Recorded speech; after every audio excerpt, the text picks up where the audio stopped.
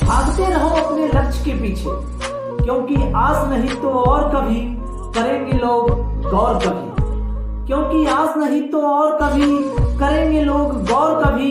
लगे रहो बस रुकना मत मेरे दोस्त, आएगा तुम्हारा भी दौर कभी। Welcome back to commerce club. दोस्तों, हम लोगों ने 12th का अकाउंट्स स्टार्ट किया था, अकाउंट्स के चैप्टर फर्स्ट स्टार्ट किया था, जिसमें हम लोग देख रहे थे उसका ऑब्जेक्टिव, और हम लोगों ने टोटल 20 ऑब्जेक्टिव कवर कर रखे थे प्रीवियस वीडियोस में। अगर आप लोगों ने नहीं देखा है तो मैं डिस्क्रिप्शन में लिंक दे दिया हूं, वहां पे जाके आप देख सकते हैं और पढ़ सकते हैं। तो चलिए आज हम लोग थोड़ा आगे स्टार्ट करते हैं। नेक्स्ट मेरा ऑब्जेक्टिव है कि what time would be taken into consideration if equal monthly amount is drawn as drawing at the beginning of each month।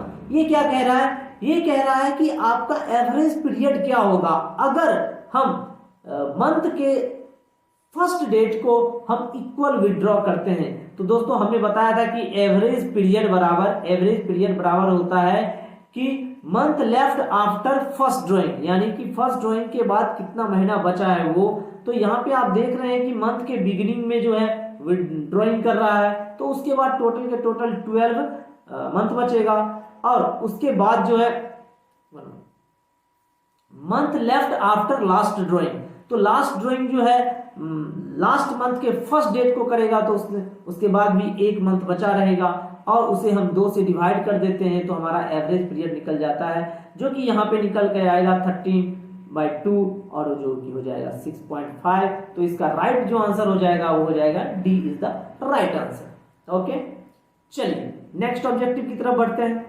Next objective मेरा है कि it draws 1000 per month on the last day of every month. If the rate of interest is a 5% per annum, then the total interest on drawing will be। तो आपको पता है कि इस case में हम लोग ड्राइंग कैसे इंटरेस्ट ऑन ड्राइंग कैसे कैलकुलेट करते हैं? एवरेज पीरियड के बेस पे हम करते हैं। तो एवरेज, सबसे पहले मैं एवरेज पीरियड निकालूंगा। एवरेज पीरियड इक्वल टू, चूंकि यहाँ पे जो ड्राइंग कर रहा है वो last day of every month कर रहा है, last day of every month.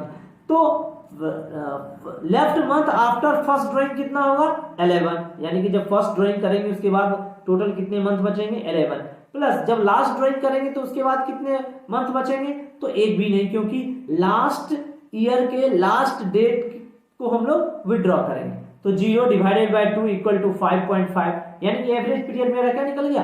5.5। अब टोटल ड्राइंग, तो टोटल ड्राइंग मेरा क्या हो जाएगा? 1000 मल्टीप्लाई 12, यानी कि 12,000। ठीक है, क्या आ जाएगा? 12,000। Okay, multiply rate of interest 5/100। Okay, multiply 5.5 divided by 12। Okay, तो यहां पे जो है ये 20 से ये 20 कट गया, ये 12 से 12 कट के ये 10 आ गया। अगर आप इसको मल्टीप्लाई करेंगे तो देखेंगे 10 × 5 = 50, और 50 को अगर 5.5 से मल्टीप्लाई करेंगे तो आ रहा है 275। तो right answer is the B is the right answer. Okay, चलिए चलते हैं नेक्स्ट ऑब्जेक्टिव की तरफ। नेक्स्ट ऑब्जेक्टिव मेरा है कि in the absence of agreement partners are entitled to. Partnership deed अगर नहीं है या एग्रीमेंट नहीं है, सॉरी यहाँ पे डीड की बात नहीं कर रही है, एग्रीमेंट की बात कर रहा है।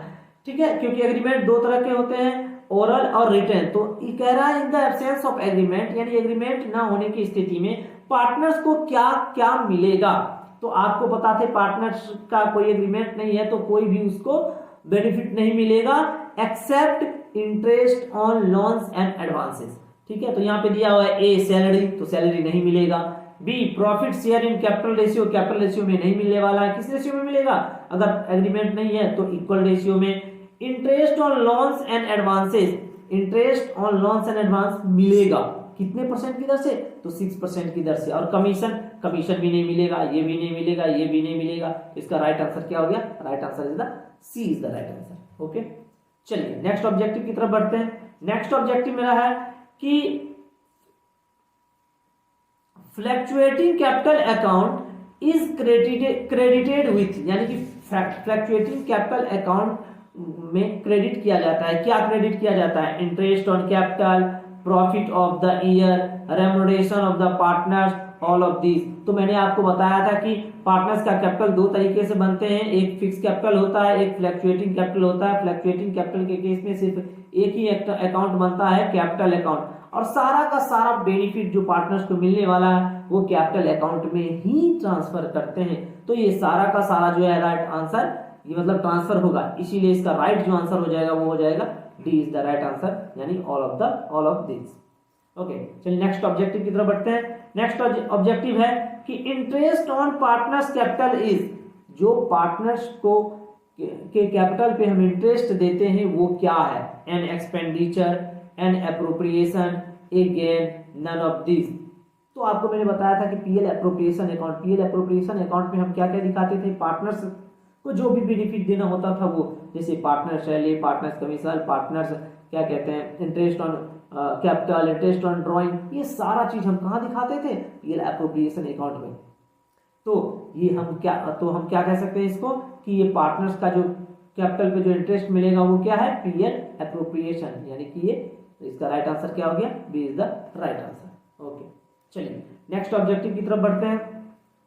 नेक्स्ट है calculate interest on drawing at the rate 12% per annum for Gambhir if he withdraw 2000 once at the beginning of each month. अभी जस्ट मैंने बनाया था, उसमें लास्ट डेट को था, मंथ के लास्ट डेट को, यहाँ मंथ के बिगिनिंग में है। तो सबसे पहले हम लोग कैलकुलेट करेंगे एवरेज पीरियड। एवरेज पीरियड यानी कि month left after first drawing. तो फर्स्ट ड्रॉइंग कब कर रहे हैं? मंथ के एंड में, यानी कि फाइनेंशियल ईयर के स्टार्टिंग में कर रहे हैं, तो उसके बाद कितना महीना बचेगा? 12।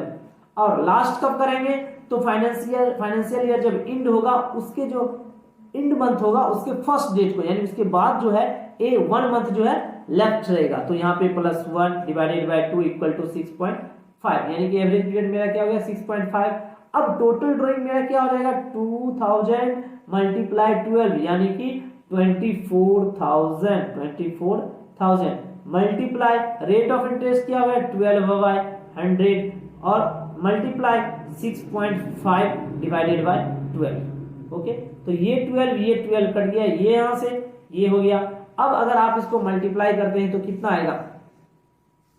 देखिए 0 और 6 5 6 6 24 4 होंगे 2 7 12 तो 14 और 120, यानी कि 0 6 5 और 1, यानी कि इसका राइट आंसर क्या हो जाएगा? 1560 राइट आंसर, यानी कि A is the right answer. Okay, तो इसको मल्टीप्लाई करके, इसको मल्टीप्लाई करके जो भी आया वो राइट आंसर हो गया। ओके, चलिए नेक्स्ट ऑब्जेक्टिव की तरफ चलते हैं। नेक्स्ट ऑब्जेक्टिव मेरा है कि interest on drawings of partner is an, जो पार्टनर ड्राइंग कर रहा है उस पे अगर इंटरेस्ट ले रहा है फर्म, तो वो क्या है? लॉस टू बिजनेस, बिजनेस के लिए लॉस है, प्रॉफिट टू बिजनेस, बिजनेस के लिए प्रॉफिट है, प्रॉफिट टू पार्टनर वो है, या लॉस ऑफ बैंक है। तो देखिए जब पार्टनर ड्राइंग करेगा और पार्टनर उस पर इंटरेस्ट देगा तो फर्म के लिए यानी कि बिजनेस के लिए वो प्रॉफिट है। तो इसका राइट आंसर क्या हो गया? B is the right answer.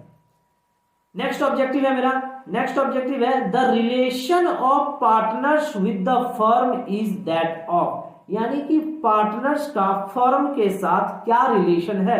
A owner, B agent, C a owner and agent, D manager. तो देखिए पार्टनर और फर्म का रिलेशन, यानी पार्टनर फर्म के लिए ओनर भी है, एजेंट भी है, तो ये दोनों सही है। बट यहाँ पे राइट आंसर इसमें सी में क्या दिया है? ए ओनर एंड एजेंट, तो यहाँ पे दोनों दिया हो, इसलिए इसका राइट आंसर क्या हो जाएगा? C is the right answer.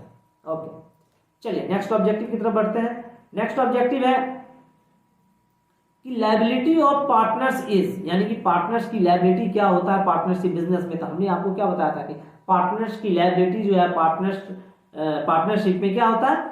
Unlimited होता है। हमने एक पॉइंट बताया था ना कि अगर बिजनेस में लॉस हो जाएगा तो बिजनेस के सारे संपत्तियों को बेचने के बाद भी अगर उस लॉस की भरपाई नहीं हो पा रही है, या किसी देनदार को मतलब क्रेडिटर को हमें देना है और बिजनेस के सारे संपत्ति को बेच के भी अगर नहीं पूरा हो रहा, तो पार्टनर्स अपना घर बार बेच के भी उसे पूरा करेगा। इसीलिए हम कहते थे कि पार्टनर्स का लायबिलिटी जो होता है वो अनलिमिटेड होता है।